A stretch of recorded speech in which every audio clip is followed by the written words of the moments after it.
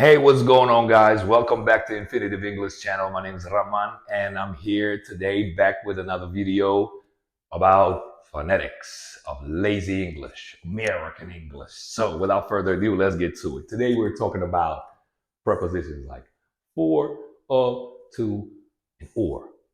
Now, you're already familiar with those, obviously. Duh. I mean, you're watching this video and you understand what I'm talking about. Come on. But how do native speakers pronounce them? That's the question. Now let's dig into it and I will run the explanation. Let's go. So we will start with for, right?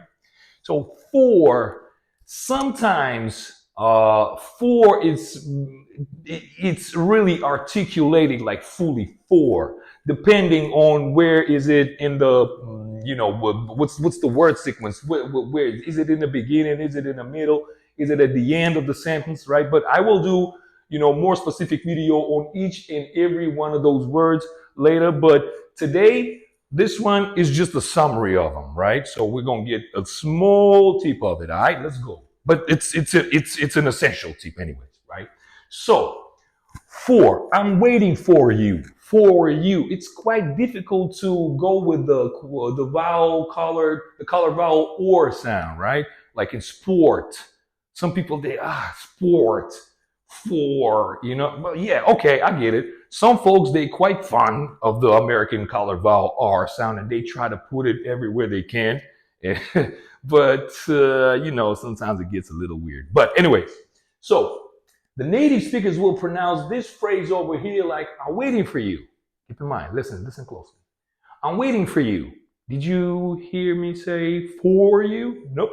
So the same thing goes to the native speakers because of the fluency of the language and the melody of the language, the specific, melodical segment of American English, right? So we have to create the melody, and all of the sounds that are going up against the creation of the melody, they whether transform or just being reduced, right? So like in this case, we do not say for, we say fur, fur, fur. So instead of I'm waiting for you, we have this neutral ago, American, right? So we got this sound. So I'm waiting for you. So it's going to sound like I'm waiting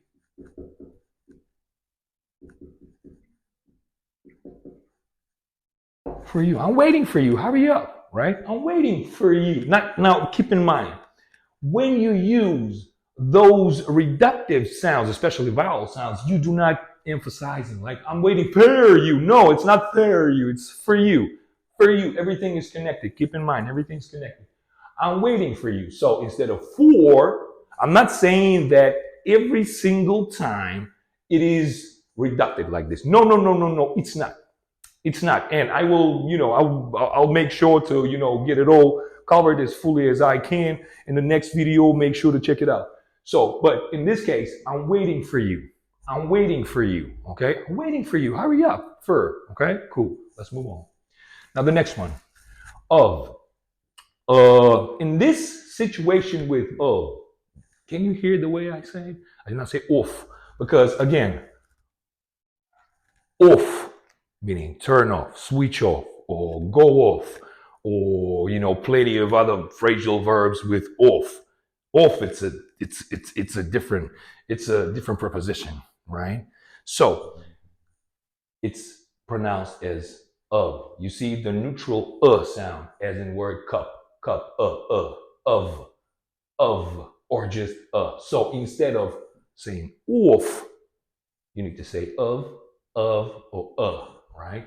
So some of my friends, now again, I will read it like bulky, right? I will read it with off. Some of my friends, somebody off my friends. Nah, that ain't right. It's just, nah, come on, man. No. It's of, okay? Of. Now, some or of my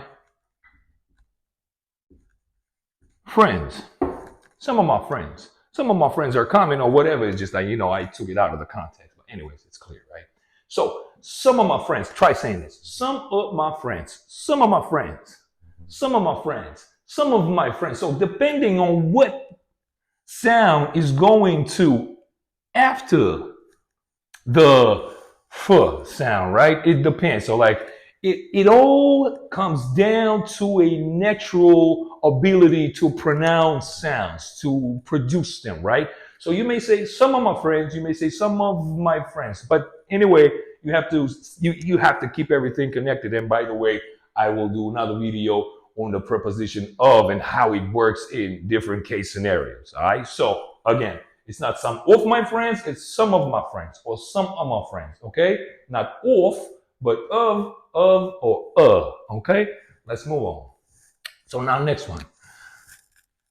To. Oh my goodness. So to in the American English is pronounced t,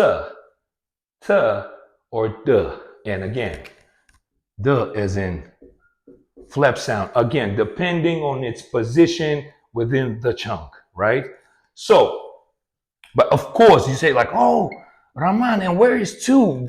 You want to tell us that they do not pronounce it as to? Where you going to? What are you going to do to? Yes, sometimes it's pronounced exactly as to, right? But most of the times, especially when this preposition is stuck within a chunk in between the words, right, is going to pronounce whether t, or the. Why? Because it's easier to connect. Because you use, again, neutral or neutral cup sound. Or duh. And with duh, of course, again, we have the schwa sound, right? Because instead of saying to, like for example, over here, let's take this. It's a beautiful movie. I definitely recommend you, but it's quite psychedelic. It's called Sorry to Bother You. Came out a couple of years ago, maybe 5. Very interesting. Super psychedelic. If you have seizures, do not watch this movie, all right? But anyways, so sorry, I will read it. I will read it in non-fluent manner, right? So check it out. Sorry to bother you. Sorry to bother you. Now, listen. Now let's use one of these.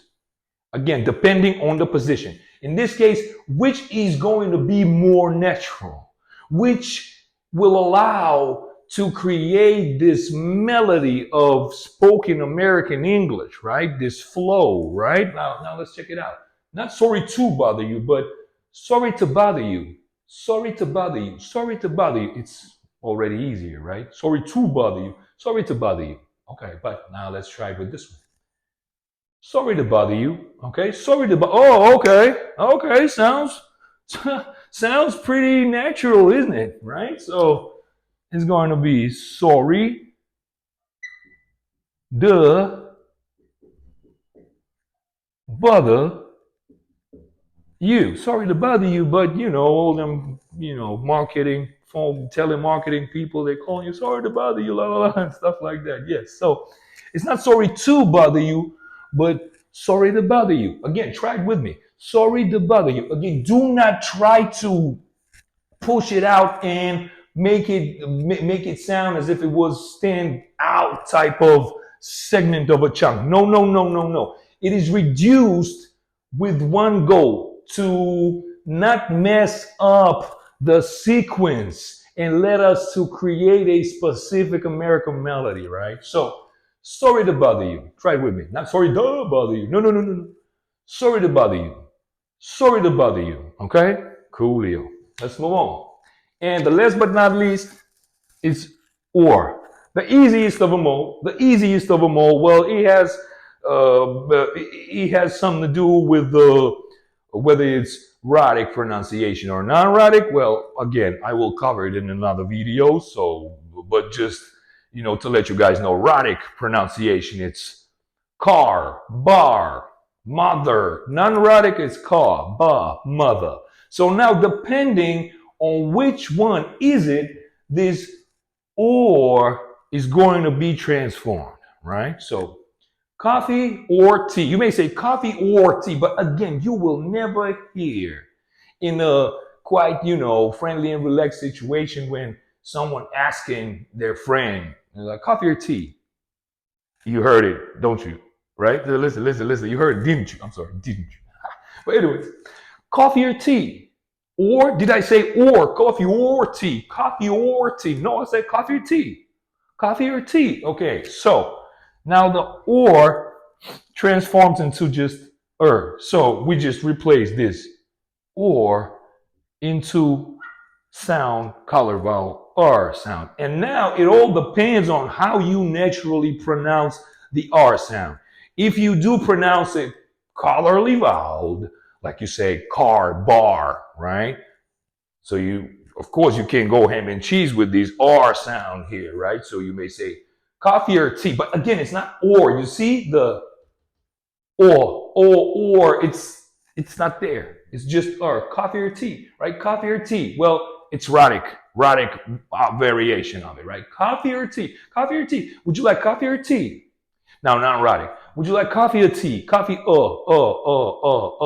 tea. Coffee or tea? Or coffee or tea? So now it's up to you to decide. But still, keep in mind, the native speakers, they will most likely drop this or and just gonna make it again. Why? Just to make everything connected. So it would sound better. It would sound more. Well, I'm not saying better. There's no such thing better, not better. It's just all about the rhythm. Let's just put it like this. It won't sound American. That's it. So again, for, I'm waiting for you. I'm waiting for you. Of, of. Some of my friends, some of my friends, some of my friends, some of my friends, some of my friends, okay? Then to, right? To, the. Well, of course, to is involved, depending. Well, again, I will cover it in another video, right? So, sorry to bother you. Sorry to bother you. Again, it sounds a little bit more British. Sorry to bother you. It's not British, it's American we're speaking, like, you know what I mean? Like, so it's sorry to bother you. Listen how American that sounds. Sorry to bother you, okay? Now, last but not least, coffee or tea. Not or tea, but coffee or tea. Coffee or tea. Or non-erotic, coffee or tea. Coffee or tea. Okay, so that about do it. I hope you guys enjoyed this video. Stay tuned for more informative content going on forward, and make sure to check the videos where I'm going to be giving you more examples of how you pronounce this in a more fluent way. Stay tuned, stay positive, and remember, together we're going to make your English better.